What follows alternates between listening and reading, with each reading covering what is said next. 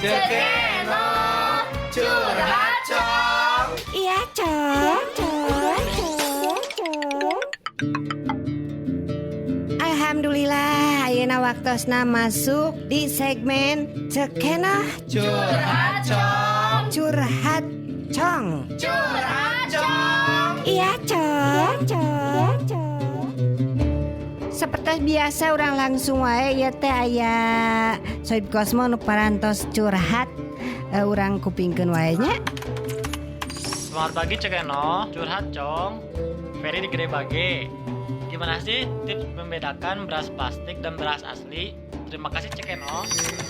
Hatur nuhun Cek Ferry nu aya di Gede Bage cenah tah. Namanya naroskeun kumaha carana ngabedakeun beas plastik sareng beas asli.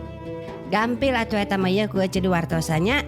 Anu kahiji tipsna nyaeta saat can urang ngagaluh beas, cobian urang pasak heula eta beas teh.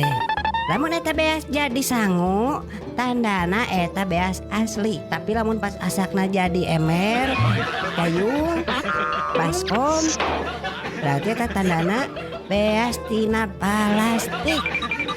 Tips anu kadua, tah margi urang teh jalmi nya anu dianugerahi indra prasa, mata cobian heula saat can dipeser teh beas teh eta dicobian heula nya diasaan gitu tah.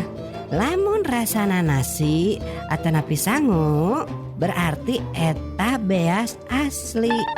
Tapi lamun rasana teu raos, pahit, komo teu bisa dipohokeun mah nya siga kenangan baheula gitu zaman urang keur bobogohan. Hese dipohokeun rasana teh berarti eta lain beas asli. Namun atuh deui cenah ieu teh nya lah.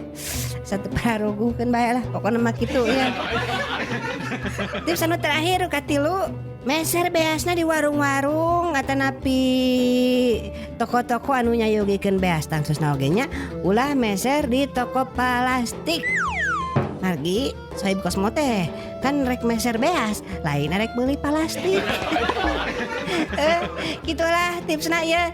Tips cara membedakan beras plastik sareng beas asli. Atuh aya Cekeno pamit. Wassalamualaikum warahmatullahi wabarakatuh. Terima kasih sudah mendengarkan Curhat Cekeno. Sampai ketemu lagi di curhat selanjutnya ya. Cekeno curhat cong. Iya cong.